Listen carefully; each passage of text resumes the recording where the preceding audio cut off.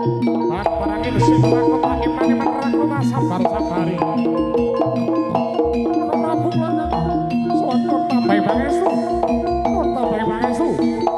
Ekal buka. Patih. Prabanyo tindak patih. Celeng sedi.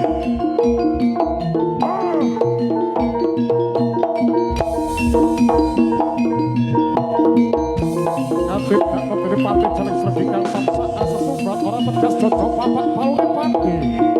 Sisane beda.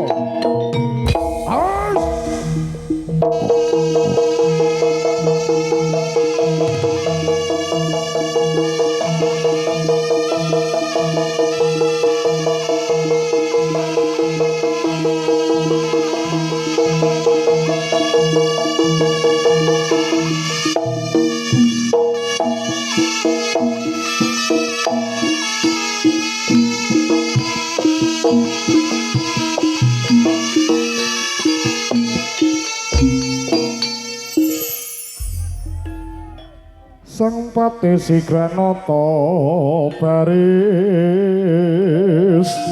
nyawiji kumala dampyak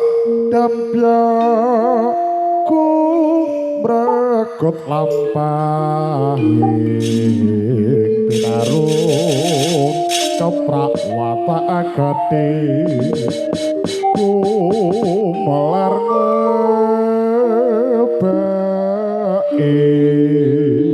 sorak nyogumu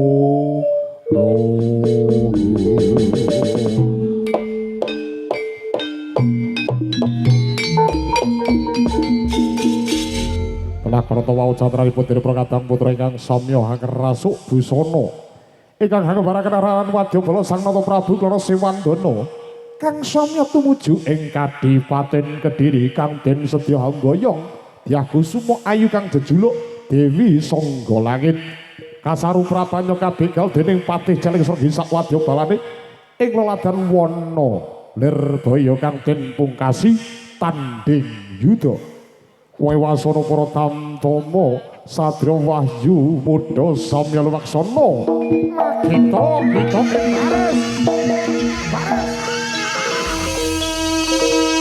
siap siap